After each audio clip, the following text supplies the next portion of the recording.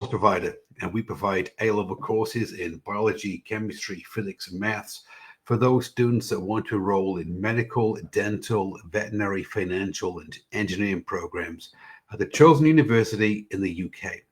So today, I wanted to come in and I wanted to talk to you about how you can help your teen influence their UCAS predictions. And this is something that we're always talking about the parents with when we're onboarding their teens into our courses, because everybody is really concerned about the UCAS predictions, and rightfully so. Because parents, let's be honest, UCAS predictions mattered because it determines whether a university will actually look at your teen's application for one of their programs, number one. But number two, if they're enrolling in medical, dental, or veterinary programs, well, then UCAS applications are the most important thing. They're really, really important. But what parents don't realize is this. Parents and teens think that the UCAS prediction grade, when it's given by the teacher, is fixed. It isn't. Your teen can actually influence the UCAS prediction grade. And this is what we'll talk about in today's live stream. So by the end of the live stream, you will know, parents, exactly what your teen can do to work with their teacher to influence the UCAS prediction grade. So if we talk about UCAS predictions, what we're really talking about is how exactly does the teacher come up with the predicted grade? Well, they use data points. It's all data driven, parents. And so they'll use tests, classwork, homework, mock exam results, engagement in class, and something known as the teacher perception. Yes, we have to give the teacher credit. Teacher perception, it's their intuition, it's their sixth sense. And they go, I think that this student is going to earn this grade at the end of year 13 in chemistry, biology, physics, or maths. Predictions are based on evidence. They're not based on potential. They don't think, well, potentially this teen could earn this grade. They think, no, this teen is more than likely to earn this grade based on the evidence that I have at hand. And this, parents, it's a pattern that we see every year. It's this one. A teen comes in to see us with the mum and the dad, and it's a high potential student. They're sitting at a C. And the reason why they're sitting at a C in biology, chemistry, physics, or maths is normally because of poor conceptual clarity, poor exam technique, poor revision strategies, poor mindset. After they've worked with us, then... Hi everybody, my name's Graham Matthews, and as you know, I run Empowered STEM. Empowered STEM is an A-level course provider, and we provide A-level courses in biology, chemistry, physics, and maths for those students that want to enroll in medical, dental, veterinary, financial, and engineering programs at the chosen university in the UK. So today, I wanted to come in on this live stream, and I wanted to talk to you about how you can help your teen influence their UCAS predictions. Now, why are UCAS predictions so important, parents? Well, they're used to determine whether a university will even look at your teen's application. They have to have a certain minimum requirement of grades, like A, or A star A, for example, okay?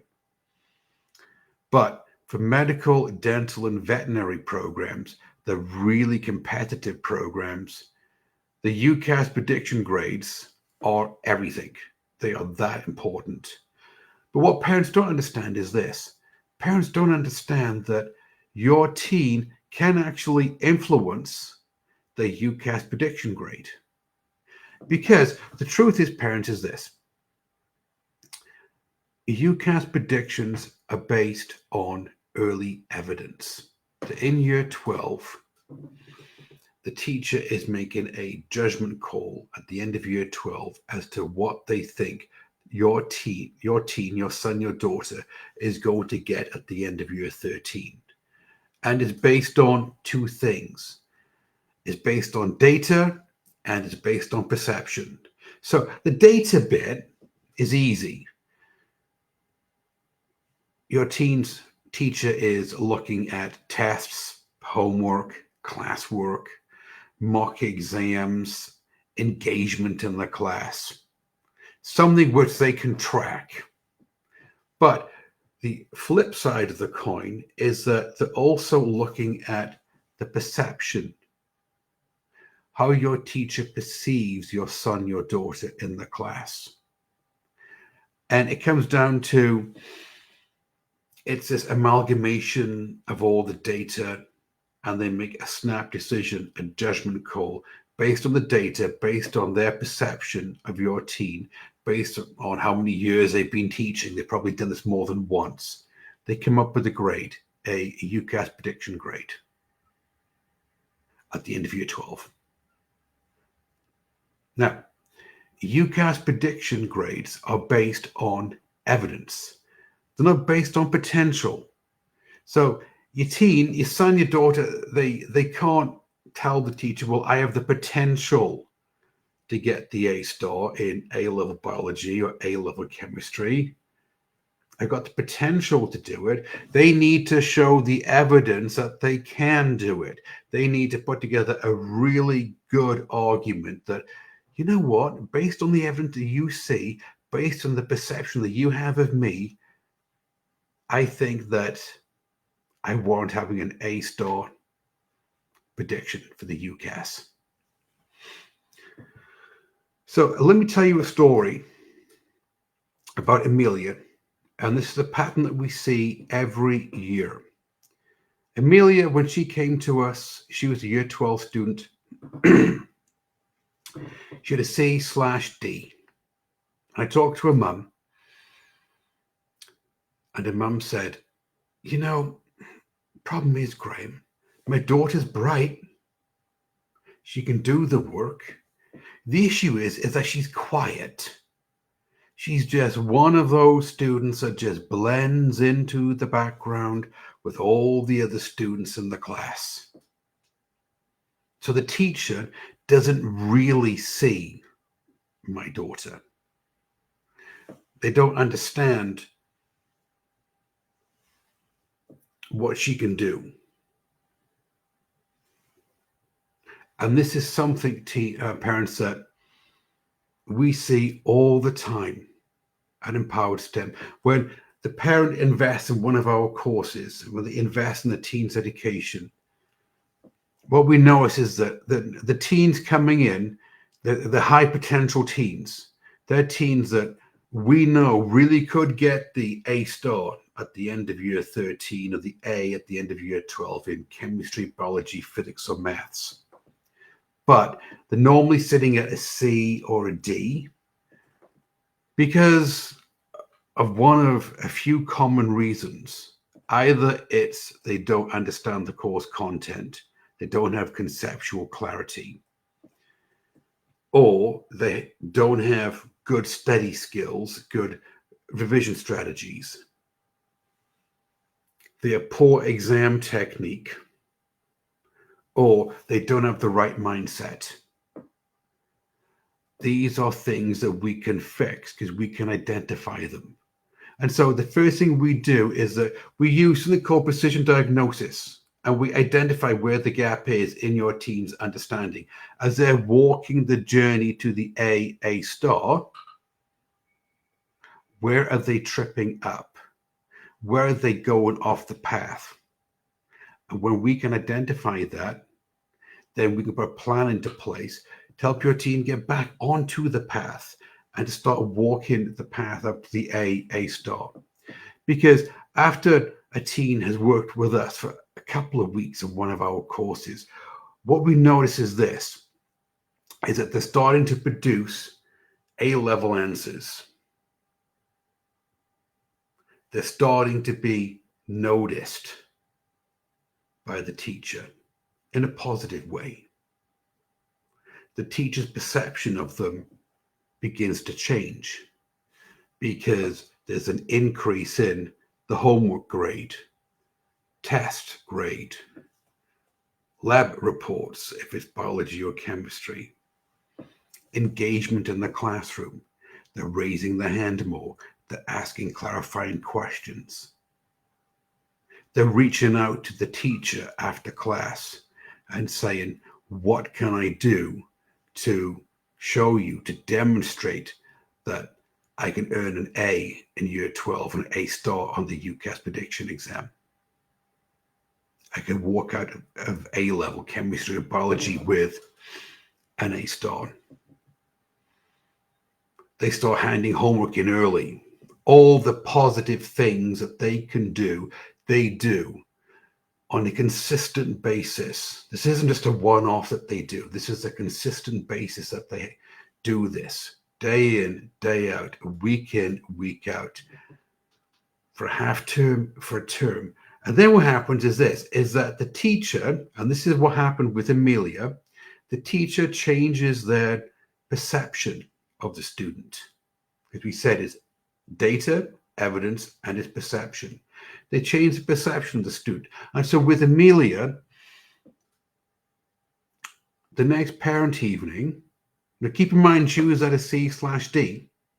The next parent evening, the teacher told her mum, you know what? Your daughter's now working at a B. And she kept going. And at the end of year 12, when she took the final exam at the end of year 12, let's just say that her grade had moved up letter grades. It wasn't a C/D. Wasn't even a B. Higher. And so she got the predicted grade that she should have been predicted. Now, the reason is that because the teacher's perception changed, because predictions change when teachers see consistent, high-quality work being handed in. So, parents, let's have a think.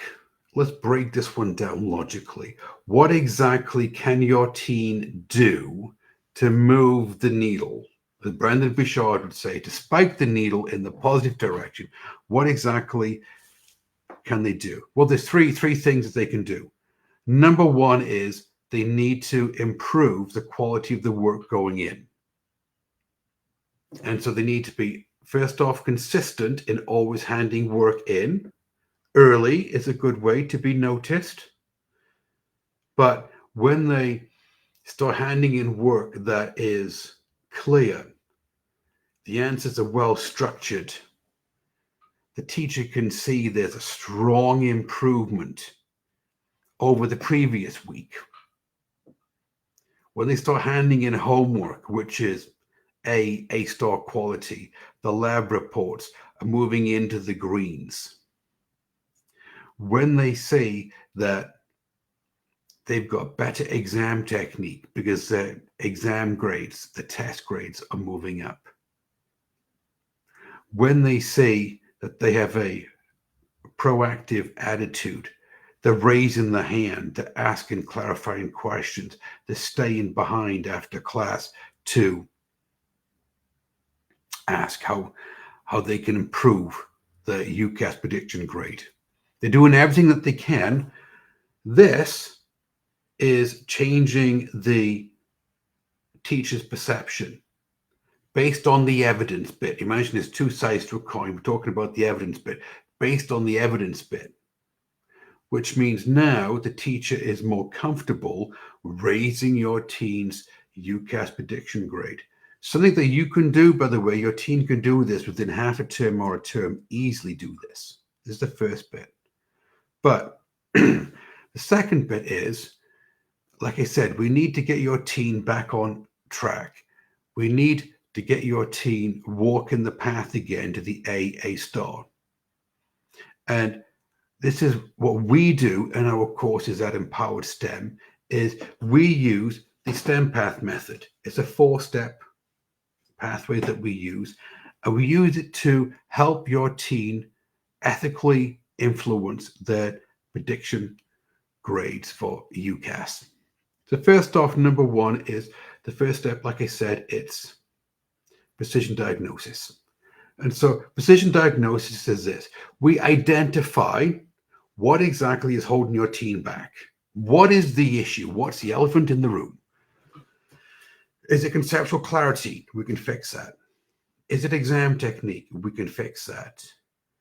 Is it misunderstanding of the questions, the AO1 through AO3? We can fix that.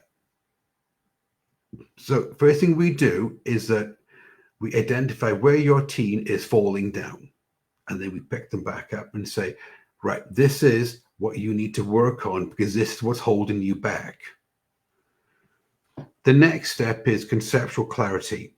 Now, teachers can spot clarity a mile away in an answer. It's very easy to see if your teen knows what they're talking about. They know the concept inside and out, backwards and forwards, front and back, all the way around. And those that don't. So first off, it's the understanding of the concept of the topic, but also it's the way that they structure the answers. Because the exam boards are really, really specific in how they mark the work, aren't they? For example, they're looking for correct terminology. None of this, well, yeah, kind of got it right. No, correct terminology. Stronger explanations, maybe synoptic links from year 12, year 13, or multiple topics inside year 12. Few careless errors, not putting down units, not being careful of significant figures, and better reasoning skills. Those high yield, high level questions that's worth, say, 6 marks in chemistry or 5 marks in chemistry for the organic mechanisms. We then look at strategic revision. Because again, the volume of work, the volume of knowledge that your teen has, it gets more and more and more that they need to master and retain and be able to use, be able to apply as the course goes on. And so we teach them at Empowered STEM, we use the 6 principles of neuroscience. And so we teach them how to use active recall, how to use interleaving, how to use assignment technique, how to correctly use past paper cycles so that you're learning the content, not just memorizing mark schemes, how to think like the examiner. And so you can analyze your mistakes. You can put together a study schedule, a revision plan that works with the way that your teen learns. And you're willing to go into a weekly feedback loop, which means that you're always getting feedback. You treat feedback as data on how you can improve and keep walking the path to the A in year 12 and the A star in year 13. And the fourth one is medical mindset. We teach your teen how to have confidence under pressure. We teach your teen to be emotionless when they're getting feedback from the data. They don't look at a test result and say, oh, I aced this test result or I failed this test. This is the data coming back in. This is what I got right. This is what I need to improve on. And we help them see consistency over intensity.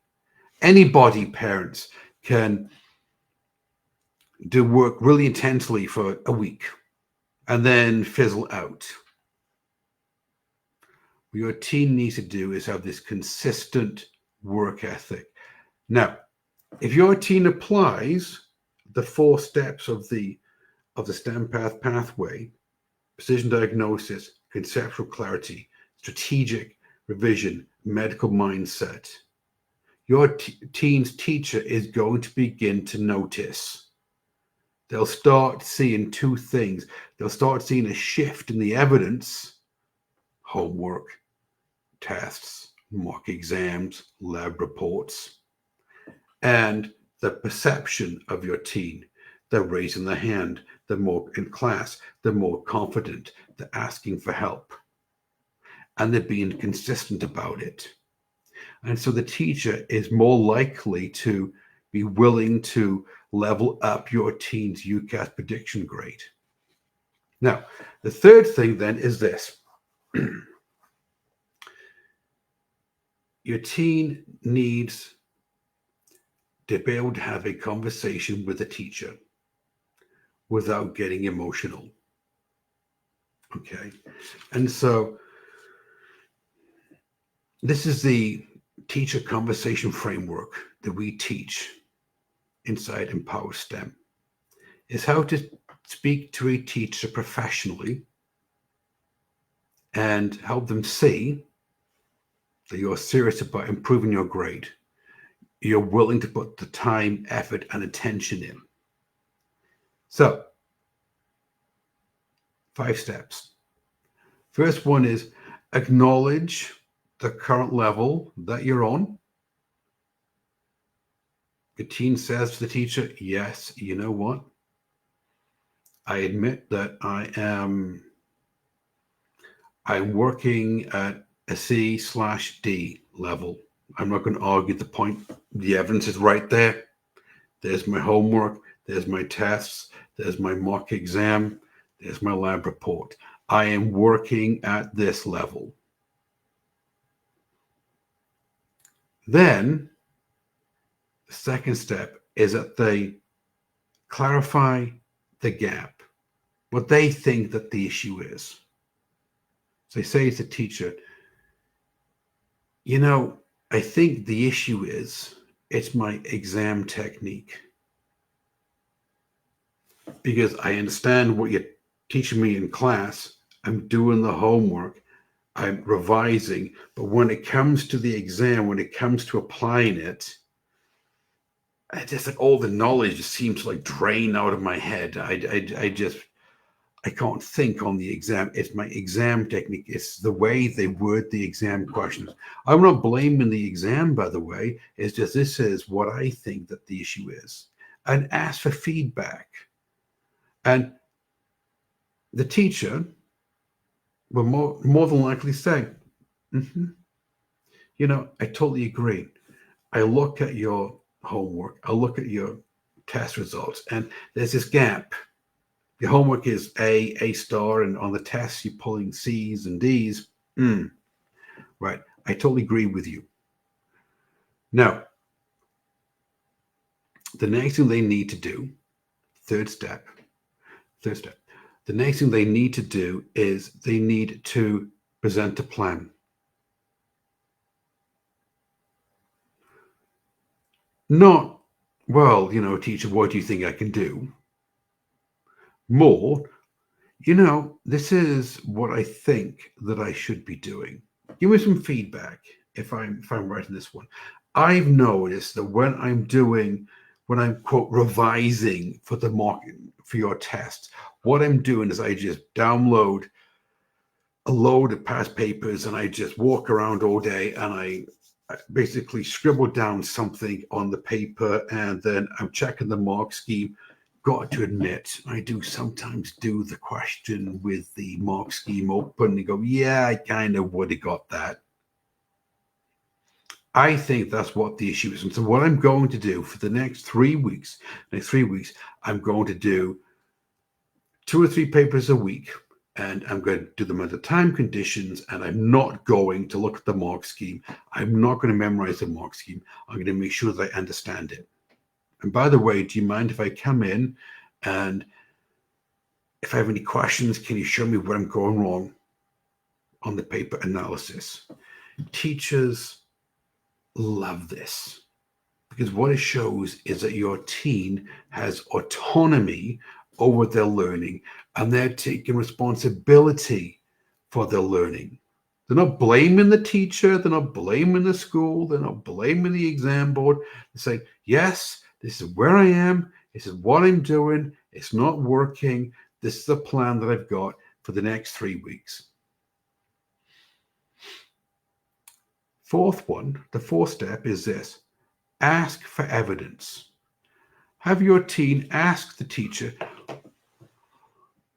what exactly do I need to do to show you that I can be consistently working or moving towards an A prediction? Because if you had a C/D, and the teacher may say something like, between now and the end of the term, we have a test once every month. The next test, I want you to get a B. If you can give me 2 tests in a row where you're pulling a B and you maintain your homework and your classwork at the A star, then this to me would be evidence that you're moving consistently towards the level of a B. Because obviously, moving from a C to an A is a 2-letter grade jump. It's a bit much to do. But C to a B, totally achievable. And the fifth thing is this: follow through. Don't waste the teacher's time. Come up with this grandiose plan, this color-coded map and everything else, and then don't do anything. It's all, yes, great, I'll do this for a week. Okay, and then you go back to your old habits. Because if your teen does these 5 steps, what they'll do is that they build trust with the teacher. The teacher will say, you're actually doing this. I see the evidence moving up, the grades and the homework and the classwork, the lab reports, the tests, the mock exams, and I've got to admit, they've really gone through some kind of an internal transformation because they're consistently doing work. They're consistently putting forth the effort, and they're doing this week in and week out. You know what? I think they've turned over a new leaf. And when the teacher trusts that your teen is working at the new level, they've moved up a rung on the ladder of success, the more likely to change the UCAS prediction grade. So parents, what exactly is the takeaway on this one for you? The parents the takeaway is this: is that predictions change when the approach changes. If your teen consistently does the same thing that they've done to get a C/D, and they blame the school, they blame the teacher, they blame the exam board, the teacher is not going to be inclined to move the UCAS prediction. They're not. But if your teen works proactively and they start to change the evidence and they start to change the teacher's perception of them, then they are more likely. Second point is this, is that prediction grades are not fixed. They're not. They're based on evidence, they're based on perception. You can actually change that. Now, when your teen starts to provide consistent evidence that they've got the A-star thinking, and they can perform at the A-star level, then the teacher is more likely to improve, to increase your teen's UCAS prediction grade. So parents, as always, what exactly can you do this week to help out your teen?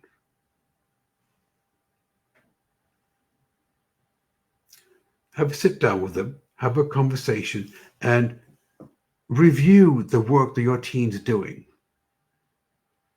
Take a proactive approach with them. Say, well, son, daughter, what exactly did you learn in A-level chemistry this week? You may not know what they're talking about. That's fine. Right? Well, can you show me your homework? Can you show me your classwork? Can you have a quick look at your lab reports?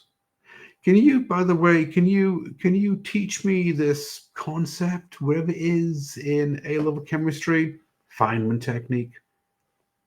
All right. And when you do that, again, as I say, do not be the referee, be the coach. Don't be in there saying, well, you didn't get this right. You didn't get this right. You could have improved on this bit. No, that's not going to help, is it? But on the other hand, if you come in as a coach and they're playing the game and you say to them, well, have you thought about your lab reports? This is how we could improve them, get more greens rather than ambers and reds.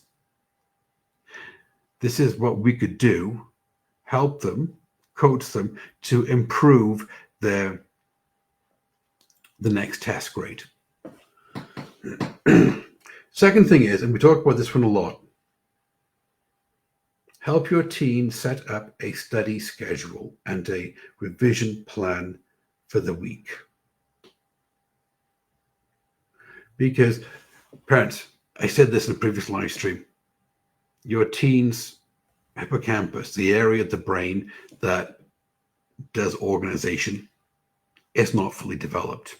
And so they're always going to be a book bag full of papers and papers shoved into textbooks and everything else, because this is how they cope. This is how they think.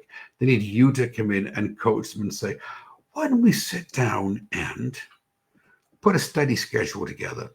What about a revision plan?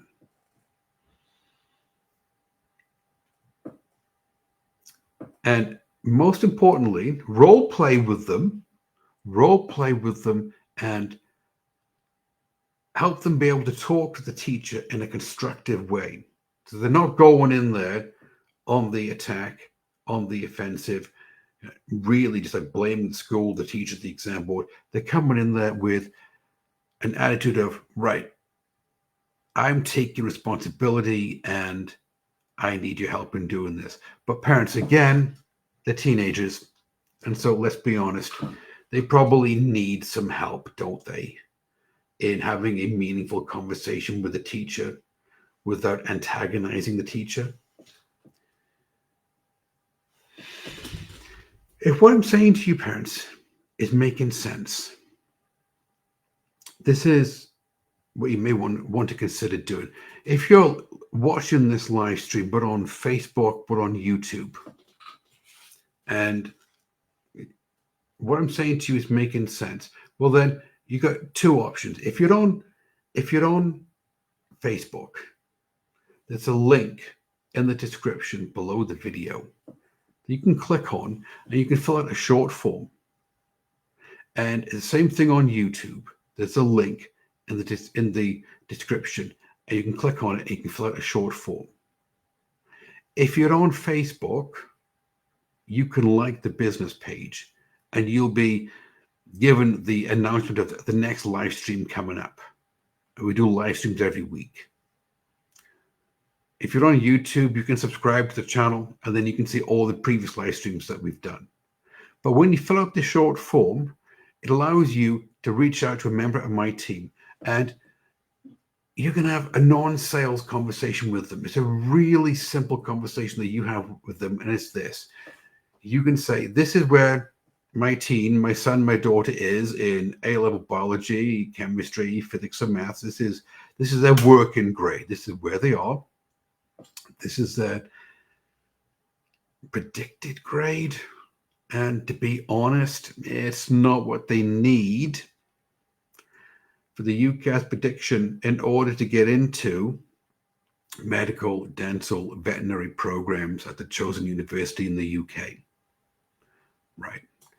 And a member of my team will ask questions, get a firm understanding of it. You can, and then they'll tell you about the courses that we offer at Empowered STEM. And parents, you can ask all the questions that you want.